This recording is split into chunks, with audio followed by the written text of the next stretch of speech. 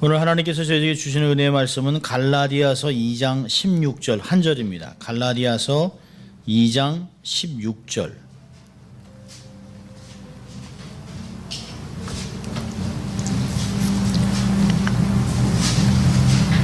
갈라디아서 2장 16절입니다. 하나님 말씀을 봉독해 드립니다. 사람이 의롭게 되는 것은 율법의 행위에서 난 것이 아니요 오직 예수 그리스도를 믿음으로 말미암는 줄 아는 고로 우리도 그리스도 예수를 믿나니 이는 우리가 율법의 행위에서 아니고 그리스도를 믿음으로써 의롭다함을 얻으려 함이라. 율법의 행위로서는 의롭다함을 얻을 육체가 없느니라. 아멘. Good morning. 예, 좋은 아침입니다. 날씨가 조금 애매하죠. 더운 것도 아니고 추운 것도 아니고 또 꾸물꾸물하고 뭐 그렇습니다. 거룩한 주일 예배에 참석한 여러분을 주의 이름으로 환영합니다. 우리가 늘 하는 대로 한번 해보죠. 양손을 가슴에 대고 우리가 두 번 외칩니다. 나는 하나님의 특별한 사랑을 받은 사람이다. 두 번 하겠습니다. 나는 하나님의 특별한 사랑을 받은 사람이다. 나는 하나님의 특별한 사랑을 받은 사람이다. 믿습니까 여러분? 예, 그렇습니다. 자, 우리가 한번 또 외쳐보죠. 하나님을 기쁘시게, 사람을 행복하게. 네, 그렇습니다. 우리가 정말 고백하는 대로 살아간다면 어떤 환경 속에서도 우리는 낙심하지 않을 것입니다. 또 어떤 환경 속에서도 관계를 세워나가고 주위의 사람들을 행복하게 하는 그런 삶을 살아갈 것입니다. 여러분들이 정말 세상의 소금과 빛의 역할을 감당하면서 맛을 내는 그런 삶을 살아갈 수 있기를 바랍니다. 자, 오늘은 10월 25일. 자, 이번 토요일 날 10월 31일은 무슨 날입니까? 네, 그건 이제 교과서적인 대답이고요. 10월 마지막 날, 그렇죠? 10월 되면 이제 우리가 가끔 그런 걸 생각합니다. 10월의 어느 멋진 날. 눈을 뜨기 힘든 가을보다 높은 저 하늘이 기분 좋아. 저도 참 좋아하는 노래인데요. 근데 10월이 참 그런 것만은 아니에요. 10월 31일 그럼 대개가 미국에 사는 사람들은 할로윈을 얘기합니다. 안타깝게도 많은 교회들이 10월 31일이 갖고 있는 진정한 의미를 상실해 버렸습니다. 10월 31일이 되면 분주합니다. 특별히 어린 자녀들을 키우는 부모들은 아이들 커스텀 사야지요. 또 가면 무도회 가는 거 애들 만들어줘야 되지요. 또 사탕 사야지요. 집을 똑똑 뚫리면서 추리거추리 사단한테 험한 걸 꼴을 당하겠냐 아니면 잘 대접해서 보내겠냐 결국 그런 거거든요. 사탕을 주고 초콜릿을 주고 즐기는 것 같습니다만은 참 이게 안타깝습니다. 관공서나 은행에 가면 은행 직원이 드라큘라 그냥 마녀 이런 걸로 있습니다. 그러니까 내가 은행에 왜 왔나 할 정도로 그렇습니다. 그러면서 저 집집마다 해골, 무덤 제가 이렇게 운전을 하거나 가끔 이제 걸어 다니다 보면 미국이 정말 기독교 국가 맞나? 할 정도입니다. 아주 즐기죠. 즐기죠. 10월 30일이 아주 그냥 그런 날로 캔디 회사, 장난감, 의상, 마스크를 만난 회사는 대목을 노립니다. 10월 31일이 정말 이런 날인가? 아니라는 것이에요. 10월 31일은 개신교의 탄생의 날입니다. 카톨릭에서부터 분리되는 날이에요. 그렇다면 우리가 이렇게 예배 드릴 수 있는 시작이 10월 31일이에요. 우리가 왜 12월 25일이나 부활절, 크리스마스 이런 절기를 지키나요? 우리가 우리 되게 하신 예수 그리스도의 탄생과 예수 그리스도의 죽음이 있기 때문에 그날을 귀하게 여기는 것이에요. 크리스마스 때문에 선물 주고 나눠주고 부활절이니까 한 주 푹 쉬고 이런 게 아니라는 것이에요. 12월 25일이나 부활절만큼이나 크리스마스만큼이나 중요한 것은 종교개혁주일이에요. 그런데 10월 31일의 의미를 언제부턴가는 완전히 퇴색된, 전혀 기억하지 않는 그냥 10월 31일이 그냥 흘러가기도 합니다. 이게 왜 이럴까요? 상업화를 만든 사단의 전략입니다. 이건 사람들이 만들어낸 생각이 아니에요. 사단으로 하여금 10월 31일 종교개혁의 의미를 상실하게 만든 것입니다. 세상에서 먹고 즐기고 재밌고 그런 시간으로 보낼 수 있도록 기독교인들도 별 의미를 갖지 않습니다. 교회는 역사적으로 중요한 몇 번의 전기를 맞이했습니다.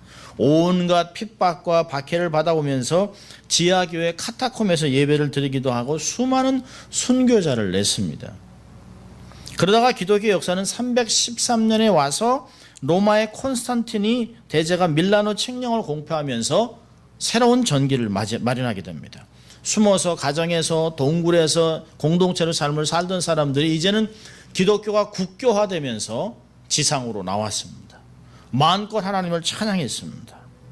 그러니까 얼마나 많은 신도들이 생겼냐면, 그러니까 모든 사람들에게 다 예수 믿는 것을 강요까지 했습니다. 교회는 폭발적으로 부흥했죠. 급기야 348년에 데오도시우스라고 하는 황제에 의해서 기독교가 로마의 국교가 되어버립니다. 자, 그런데 이 기독교가 국교가 되면 타락을 합니다. 신앙이 종교화되기 때문에 타락하는 것이에요. 여러분, 절대 우리의 믿음 생활은 종교화되면 안 돼요. 의식화되면 안 됩니다. 날마다 새롭게 주님을 만나야 될 필요가 있습니다. 그렇지 않으면 부패하는 것이에요. 예배와 신앙생활의 형식화 또 의식화되면서 급기야 동방교회와 서방교회가 예배 형식에 의해서 1054년에 분리되고 맙니다. 그래서 동방교회는 올토독스라고 그러죠. 그리고 올토독스, 그다음에 러시안 올토독스, 이런 그 중심으로 예배의 신비적인 요소를 유지하면서 자기가 떨어져 나갑니다. 또 서방교회는 지금의 카톨릭화, 그래서 그 모든 조직이 형성되고 나름대로 그 절대적인 권력과 함께 천주의 형태로 길을 걸어왔습니다. 그러다가 16세기가 되면서 1500년에 서방교회가 급속한 타락을 하게 됩니다. 그 타락에 이제 몇 가지 나타나는 것이 있어요. 첫째는 성찬의 화채설을 주장했습니다. 화채설은 뭐냐면 성찬을 하면서 떼는 떡과 또 마시는 포도주가 예수 그리스도의 보혈과 살로 변한다는 게 우리의 삶에. 그래서 함부로 만지지 못하게 했습니다. 그렇지 않죠. 성찬은 예수 그리스도께서 우리에게 주신 것을 기념하는 것이에요. 그것이 우리의 몸으로 들어와서 피로 살로 변하는 것이 아닙니다. 그러면 많이 먹죠. 많이 마셔버리죠. 아픈 사람은 예수 그리스도의 살을 그냥 이만큼씩 먹으면 회복될 거 아니에요? 그렇지 않거든요. 또 회중들이 알아듣지 못하는 라틴어로 예배를 드렸습니다. 그러니까 그 중세교회의 예배당 모습을 보면 앞에 한 10줄까지는 다 귀족들만 앉아 있습니다. 그리고 뚝 떨어져서 그 안에 칸을 쳐놨어요. 그래서 그 밖에는 일반 회중들이 알아듣지도 못하는 회중들이 예배는 안 드릴 수는 없으니까 또 예배세를 내니까 할 수 없이 와서 아무것도 못하고 구경만 하다 가는 게 하나도 못 알아듣고 가는 거예요. 설교도 생명을 잃어서 그저 교황청에서 써주는 것들을 그대로 읽었습니다. 놀라운 것은 지금도 많은 카톨릭 성당에서 매년 자기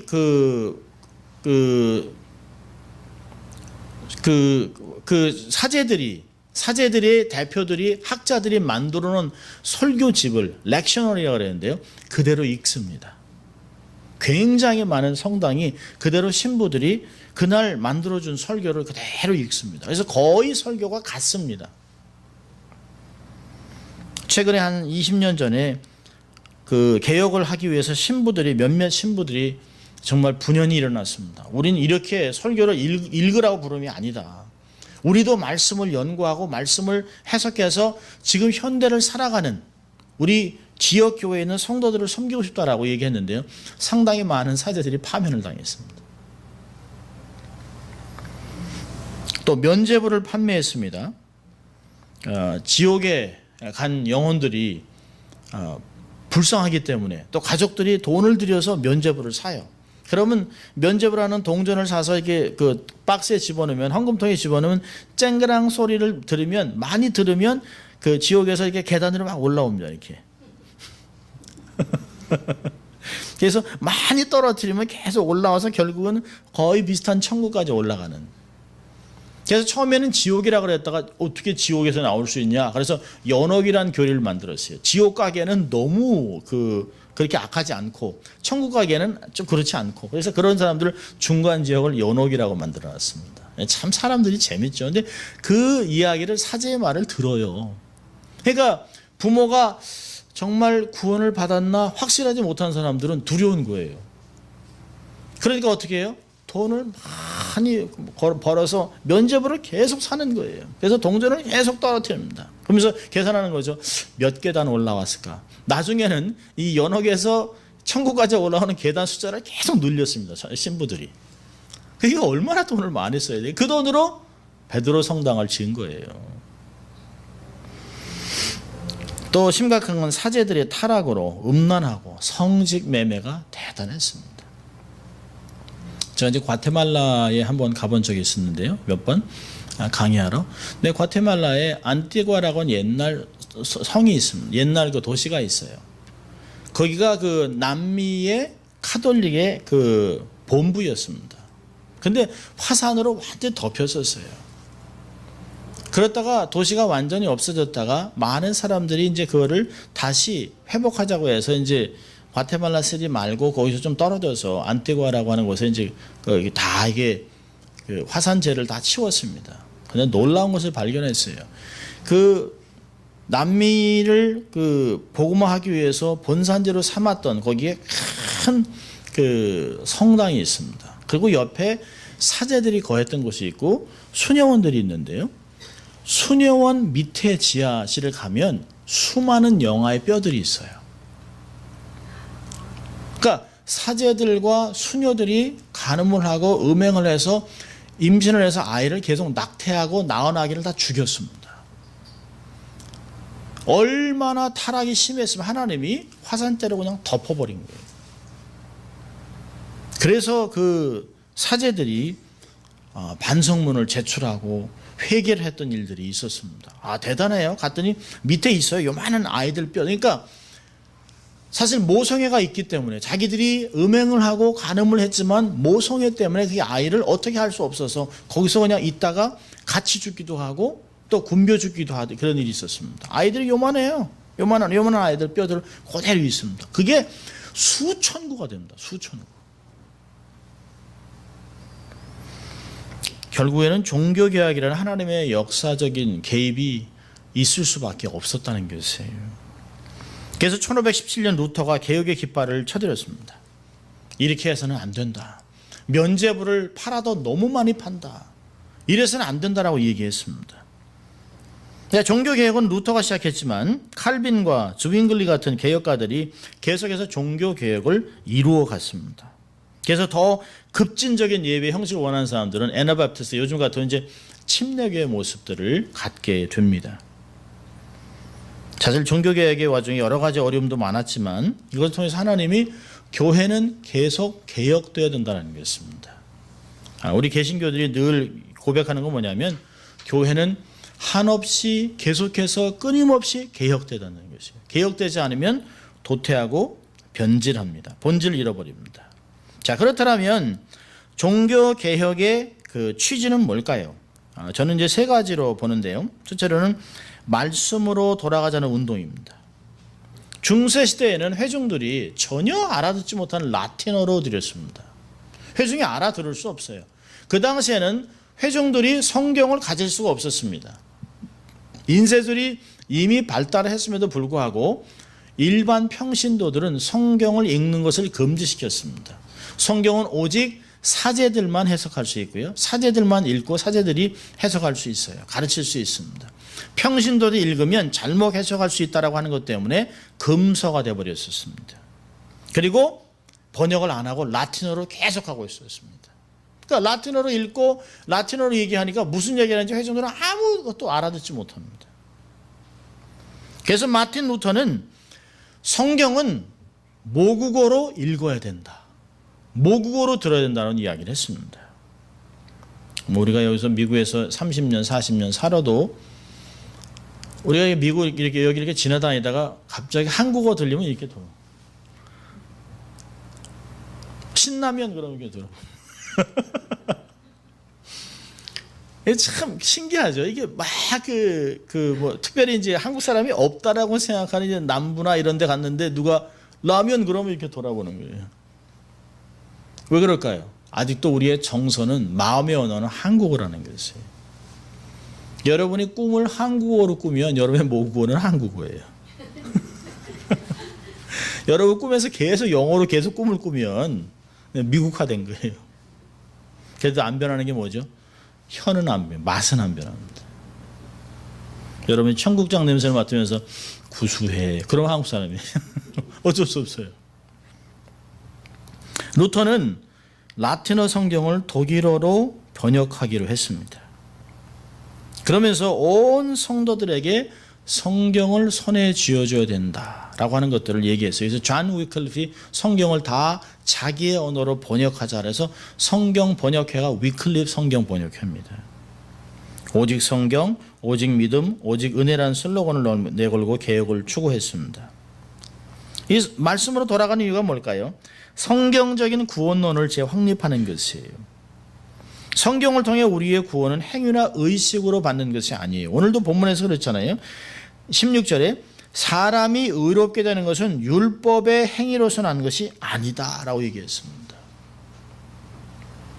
루터가 교황청을 방문하면서 마음에 있는 번민을 어떻게 해결해야 될 것인가. 베드로 성당에 가서 보면서 엄청난 성당을 짓는 것을 보고 하나님 앞에 자기가 있는 번민을 해결할 수가 없어요. 그래서 막 무릎으로 계단을 올라가고 막 고행을 했습니다. 그래도 마음의 부담이 해결되지 않아요. 그러다가 로마서 1장 17절의 말씀을 읽습니다. 복음에는 하나님의 의가 나타나서 믿음에 이르게 하나니 기록된 바 오직 의는 믿음으로 말미암아 살리라. 내가 믿음으로 사는 것이지 행위로 사는 것이 아니구나라고 하는 삶의 환희를 느낍니다. 우리의 구원은 결코 행위로 이루어지는 것이 아니다라는 걸 깨닫습니다. 또 하나님의 무조건 사랑 때문에 우리가 구원받는 것을 알게 됐습니다. 에베소 2장 8절 9절 우리가 잘 아는 대로 너희가 그 은혜를 인하여 믿음으로 말미암아 구원을 얻었나니 이것이 너에게서 난 것이 아니요 하나님의 선물이라. 행위에서 난 것이 아니니 이는 누구든지 자랑치 못하게 함이니라. 하나님 앞에 내어놓을 것이 아무것도 없어요. 우리가 구원을 위해서 한 것은 아무것도 없습니다. 우리가 무엇을 더 하기 때문에 하나님이 더 사랑하고 우리가 적게 하기 때문에 하나님이 우리를 덜 사랑하는 일이 없다는 것입니다. 그냥 그분의 조건 없는 사랑, 그의 거부할 수 없는 하나님의 은혜를 그저 받아들이는 것이 중요하다는 것이에요. 그것이 오늘의 본문의 말씀입니다. 우리가 말씀으로 돌아간다면 좀 우리의 어르신들은 그랬습니다. 따지지 말고 묻지도 말고 무조건 믿어라. 네, 저는 따지기도 하시고 묻기도 하고 질문도 하고 연구도 하고 고민도 하고 그러면서 말씀을 마음에 정확하게 새길 필요가 있다는 것이에요. 말씀 묵상도 하고 또 말씀도 많이 읽고 모르는 건 질문하고 교사들한테 듣고 하는 일이 너무너무 많이 필요합니다. 말씀으로 돌아가는 운동, 이것이 종교개혁입니다. 이게 종교개혁 때만 있는 것이 아니죠. 이것은 늘 우리가 죽을 때까지 주를 만날 때까지 말씀으로 계속 돌아가는 운동을 해야 되는 것입니다. Back to origin. Back to the Bible. 자, 두 번째로 종교개혁은 뭐냐면 초대교회로 돌아가자는 운동입니다. 그러니까 순수한 기독교를 재발견하자는 운동이죠. 우리가 자꾸 초대교회를 보는 것은 우리가 자꾸 변질되기 때문에 본질을 보자는 것이에요. 본질. 왜 교회가 자꾸 점점 더 건물은 나아지고 시설은 좋아지고 하는데 왜 초대교회에서는 아름다운 모습들이 없냐는 것이에요. 여러분 초대교회에는 생명력이 있었습니다. 아주 다이내믹하고 에너지틱했어요. 첫째로는 초대교회의 특징은 아름다운 교제가 있었습니다. 사도행전 2장을 보면 저들이 모든 필요한 것을 함께 가져와서 통용하고 필요하들 따라 나눠주기도 하고 함께 기쁨으로 떡을 떼고 함께 찬양하고 찬미하고 즐거워하면서 많은 사람들에게 사랑을 받았어요. 그러니까 교회는 크든 적든 사이즈가 크든 적든 가족 공동체를 이루어야만 하는 것입니다. 가족 공동체는 건 뭘까요? 정죄하지 않습니다. 판단하지 않습니다. 왕따시키지 않습니다. 지역 때문에 바뀌지 않습니다. 우리의 배경을 물어보지 않습니다. 우리의 학력이 어떻고 우리가 어떤 실력이 있는가 이런 거에 따지지 않습니다. 가족이라는 건 그냥 받아주는 것이에요. 그냥 수용하는 것이에요. 그냥 이해해 주는 것이에요. 필요하면 나눠주는 것이에요. 자식들한테 어느 아버지가 야, 내 건데 왜 네가 먹으려고 그래? 그런 사람 없잖아요. 더 먹으라 하잖아요. 더 먹어라. 이 참 그 아비가 돼서 자식들을 키우다 보니까 어떤 때는 자식들이 먹는 것만 보고서 배부르다고 하는 부모의 마음을 이해합니다. 사실은 배도 고파요. 어떤 때는 꼬르륵 소리는 나지만 마음이 보여보는 거예요. 마음이. 자식들이 잘 먹고 있으면. 최근에 어떤 분이 이제 사진을 하나 보내줬는데요. 아이가 아프면 부모는 견디지 못한다는 거예요. 근데 사진을 그려놨는데 조그만 늑대가 화살을 하나 맞았는데 그 느낌이 아비 늑대가 화살을 20대 맞은 거랑 똑같다는 거예요. 그 화살 맞은 새끼 앞에서 어쩔 줄 모르는 아비의 마음. 사실은 교회는 이런 마음이 있어야 합니다. 교회 안에서 연약하고 어리고 부족하고 이런 사람들을 교회가 막 품어주고 따뜻한 아름다운 교제가 있어야 하는 것이죠. 두 번째로는요, 이 초대교회의 특징은 성령의 강한 역사가 있었습니다. 초대교회의 특징은 오순절마가 다락방에 폭발적인 성령의 능력이 있었습니다. 그래서 복음을 증거하고 얼마나 많은 핍박을 받았습니까? 초대교회가. 그런데도 불구하고 진리를 타협하지 아니하고 또 세상을 기쁨으로 섬겼습니다. 세상의 위협에 위축되지 않았어요. 차라리 세상 사람들하고 싸우느니 차라리 주 앞 죽게 가겠다라고 결정을 했습니다. 요즘은 어떨까요? 안 죽고 끝까지 싸웁니다. 교회도 끝까지 그 법정으로 갑니다. 그래서는 안 되잖아요. 차라리 잃어버리더라도 손을 놔야 되잖아요. 하나님이 그거 모르시겠습니까? 다 아세요. 그런데 초대교회 사람들은 있는 거 다 내놓고 필요한 것들을 다 사도 앞에 갖다 놓고 사도는 필요자에게 다 나눠주고 가난한 자들에게, 그러니까 믿음 때문에 직장을 잃고 힘든 얼마나 가난한 사람이 얼마나 많았겠습니까? 그들을 날마다 먹이는 사역들을 초대교회가 감당했습니다. 다시 주님이 오실 것이라 재림을 사모하면서 검소하게 심플하게 살았어요. 그 모습을 보고 세상 사람들이 감동을 하면서 하루에 3,000명씩 막 회개하고 들어오는 역사들이 나타났습니다. 여러분, 초대교회가 절대로 작은 교회가 아닙니다. 하루에 3,000명씩 회개했다면 얼마나 교회가 컸겠어요. 그런데 그들이 계속 유지한 건 뭘까요? 건물에 집착하지 않았습니다. 그들은 최소한의 가족 공동체를 통해서 그 안에서 성령의 역사를 폭발적인 역사와 능력으로 세상을 섬겼던 모습들을 볼 수 있습니다. 세상에서 진리를 타협하지 않고 당당하게 그러나 기쁨으로 겸손하게 세상을 섬겼습니다. 초대교회의 세 번째 모습은 가정의 중요성을 있었습니다. 그 당시에 로마 시대에는 동성애가 아주 만연했습니다. 그래서 로마 많은 그 원로원들이나 모든 장군들의 자식들이 거의 3분의 2가 다 동성애를 즐겼습니다. 그래서 결혼을 해서 자식을 낳을 수가 없어요. 그래서 원로원들이나 장군들이 누구를 찾아갔습니까? 경건한 크리스찬들을 며느리를 얻기 시작한 거예요. 그렇게 해서 자녀를 얻기 시작했습니다.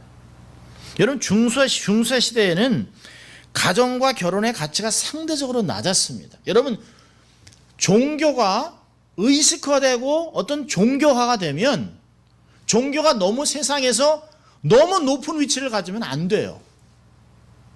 중세 시대에 교황이 일반 황제보다 높았습니다. 일반 성주보다 신부가 훨씬 높은 위치에 있었어요. 그러니까 사람들이 누가 되려고 해요? 신부가 되려고 합니다. 신부가 되려고 하니까 결혼을 금지시켜놨어요. 주의 일을 위해서 처음에는 주의 일을 위해서 열심히 하기 위해서 결혼을 못하게 했습니다. 결혼을 금지했어요. 수많은 사람들이 신부가 돼서 정말 떵떵거리는 높은 지위에 있고 싶어요. 황제가 말을 안 듣면 파면시켜버리면 돼요. 그런데 사람이 혼자 이렇게 살 수 있는 것이 아닙니다. 그러다 보니까 신부들이 타락이 너무나 많았어요. 어떤 교황은 부인만 27이었습니다. 자식이 얼마나 많았는지 몰라요. 자식이 얼마나 많은지.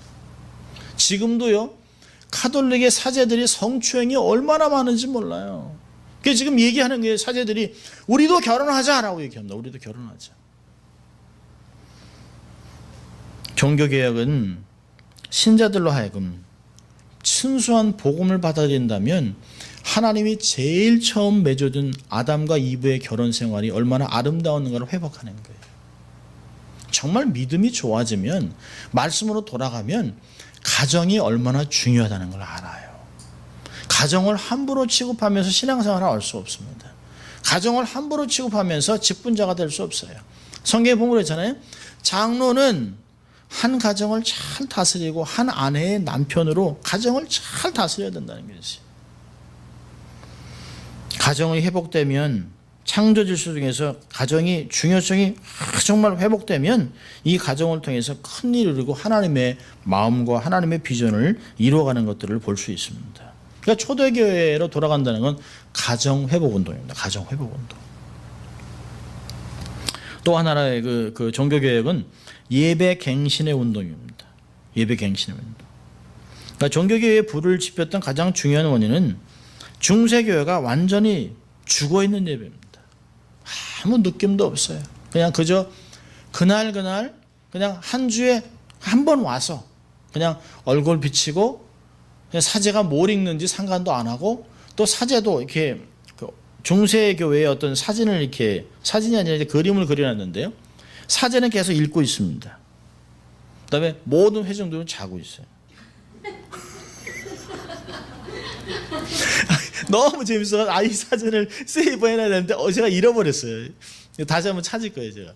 근데 사제는 쳐다보지 않아요. 쳐다보지 않고 계속 읽습니다. 여기 회중들은 그러니까 무슨 의미가 있겠어요? 무슨 의미가. 그저 예배를 드려야 되기 때문에 의무화된 것이죠. 의무화. 종교수도 내야 되고. 그러니까 사제를 비롯한 몇몇 사람들만 예배를 집행하고 예배를 알아들어요. 다른 사람들은 전혀 모릅니다. 또요, 의식 중심이에요. 제가 최근에 제 제자가 한번 결혼을 해서 카톨릭 결혼식을 한번 가봤는데요. 결혼식을 2시간 10분 합니다.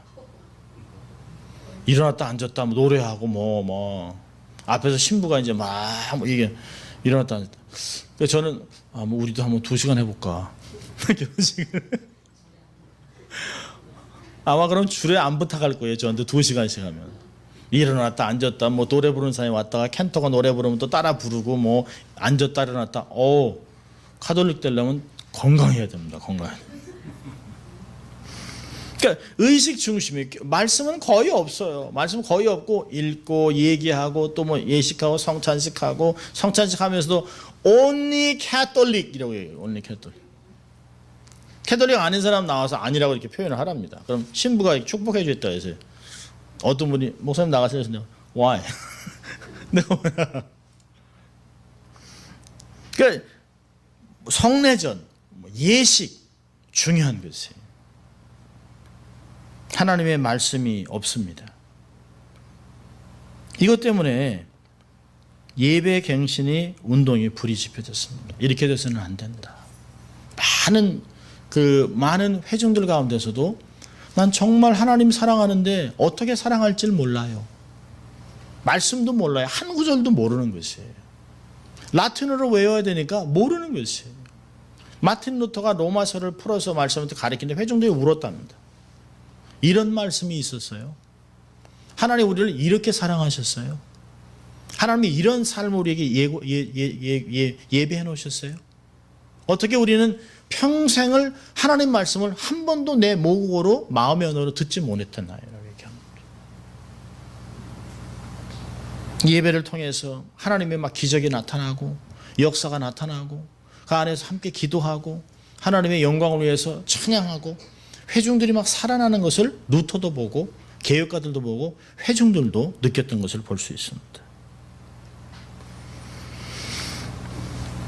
예배 속에서 사람이 늘어나는 것이 아니라 사제가 드러나는 것이 아니라 목사가 중심이 되는 것이 아니라 하나님이 중심된 예배를 드려야 하는 것입니다. 저는 개인적으로 특정한 성가대보다는 회중 찬양을 좋아합니다. 함께 다 같이 부르는 것. 자유롭게 하나님의 영광을 위해서 온 회중이 기쁨으로. 그래서 개혁교회를 가면 성가대가 없습니다. 개혁교회를 가면 십자가도 없습니다. 오직 말씀만 있습니다. 최근에 저희 합동교단에서는 한국에 있는 합동교단에서는 예배실에서 십자가를 없애기로 결정을 했습니다. 너무 십자가만 이렇게 보고 있으니까 말씀을 봐야 되는데 이게 신비적인 요소를 자꾸 갖게 되는 것이에요. 이게 장단점은 있습니다만은 이 빈 십자가, 캐톨릭의 십자가는 예수님이 달려 있습니다. 우리 개신교는 예수님이 없는 빈 십자가예요. 느낌이 다르죠? 내가 거기 저기 달려야 되지만 예수님이 나를 위해 달려가셨고 이제 부활되신 그 주님과 우리 함께 살 것이라고 하는 소망을 갖는 것이 십자가 주시는 의미입니다. 우리가 종교개혁주의를 맞이해서 종교개혁의 의미를 살펴보았습니다. 이 종교개혁이 일어난 지 498년입니다. 2017년이 되면 엄청난 일이 있을 거예요. 500주년 종교개혁, 개혁, 이렇게 기념. 그게 중요한 게 아니죠. 정말 루터가, 칼빈이, 주잉글리가 주도했던 그런 개혁의 정신을 우리가 갖고 있냐는 것이에요. 하나님께서 썩어가는 카톨릭에서 하나님께서 따로 떼어나서 말씀 중심으로 돌아갈 수 있도록 교회를 만드셨어요. 그래서 처음에 장로교를 만드셨어요. 그런데 장로교가 지나가면서 100년 동안 타락을 했습니다. 타락을 하니까 100년 후에 하나님이 홀리 브라더스 통해서 감리교를 만드셨어요. 감리교를 만들었는데 감리교가 100년 지나면서 타락했습니다. 그래서 하나님이 교회를 새롭게 하기 위해서 침례교를 세웠어요. 한동안 침례교 미국에서 부흥했는데요. 침례교도 타락하니까 하나님이 뭘 세웠냐면 오순절 교단을 세웠습니다. 그래서 마지막에 오순절 교단이 하나님 앞에 쓰임받고 있는데 오순절 교단마저도 무너지고 있습니다. 결국은 모든 교회들에게 뭘 요구하냐면 성경으로 돌아가라는 거예요. 본질을 회복하라는 것이에요. 초대교회로 돌아가라는 것이에요. 예배를 회복하라는 것이에요. 현대교회의 새로운 개혁이 이루어져야 된다는 목소리가 많습니다. 교파, 분립하고 교인들이 부도덕하고 사치스럽고 화려한 교회 건물 건축, 이웃교회들과 경쟁하는 것, 한국의 대형교회들의 아픔을 보십시오. 한 대형교회 목사님이 비자금 800억을 마음대로 주물렀습니다. 후계 지도자를 세우지 않고 세습하고 왕자들의 난을 방불케 하는 분열과 반목하는 어려움, 큰 사고 뒤에는 교회의 중직자들이 있어요. 큰 사고 났는데 큰 회사 사장들 다 장로들이에요. 얼굴을 못 듭니다. 얼굴을. 이런 것들이 우리의 마음을 서글프게 합니다. 한국교회 유년주일학교 어린아이들이 대학생이 되면 교회에 남는 숫자가 10%입니다. 요즘은 이제 아이들을 잘 안 낳습니다. 그래서 한국의 어떤 교회는요, 교인이 2,000명인데 주일학교가 30명이랍니다. 애들 자체가 없어요. 애들 자체가요. 웬만하면 다 유학가 있습니다. 한국의 61%가 주일학교가 없습니다. 한국교회. 이민교회도 이미 50%가 넘었어요. 주일학교가 없습니다. 저희도 없잖아요. 이게 우리 교회의 아픔입니다. 이럴 때 우리는 다시 말씀으로 돌아가야 합니다. 다시 초대교회의 아름다운 모습을 회복해야 합니다. 그리고 예배에 집중해야 합니다. 주님만이 정말 주인 되시는, 우리가 기도하잖아요. 금요일마다 합심해서 정말 우리가 기도할 때 하늘문이 열리는 역사가 나타날 수 있도록, 정말 살아계신 하나님을 우리가 눈으로 목격한다면 세상의 것 별로 중요하지 않습니다. 우리 내 자신의 내면으로부터 개혁을 일으키는 결단을 해야 됩니다. 여러분, 개혁이라는 reformation이라는 게 뭐예요? reformation이잖아요. reformatting. 다시 부팅하는 거예요. 다시 돌아가는 거예요. 다 딜리트하고 다시 시작하는 것이. 하나님의 원래 의도하셨던 것 같이 비전을 위해서 마음과 생각을 고치는 거예요. 털어내는 거예요. 필요 없는 것을 딜리트하는 거예요. 불필요한 것들, 우리의 삶을 이렇게 힘든 거 디버깅하는 거예요. 삶에 있는 법 같은 거 다 없애는 거예요. 나쁜 습관, 나쁜 생각 다 정리하는 거예요. 그래서 원체만 남게, 본체만 남게, 본질만 남게. 그것이 개혁입니다. 원래 있어야 할 것, 원래 해야 될 것, 원래 중요한 것들을 붙잡는 것, 그것이 개혁입니다. 이런 개혁을 끊임없이 이루어가는 저와 여러분 될 수 있길 주의 이름으로 축원합니다. 기도하겠습니다. 하나님 아버지, 감사합니다. 오늘도 저희들을 종교개혁 주일로 섬기게 하시고 다시 한번 의미를 살펴보고, 우리도 하나님 계속해서 끊임없는 개혁을 통하여 오직 하나님의 영광만을 위해 살아가는 저희들 되게 하시고, 교회가 아름답게 주님의 본질로 부흥하는 교회가 될 수 있도록 주님 축복하여 주시옵소서. 감사하고 예수님 이름으로 기도합니다. 아멘.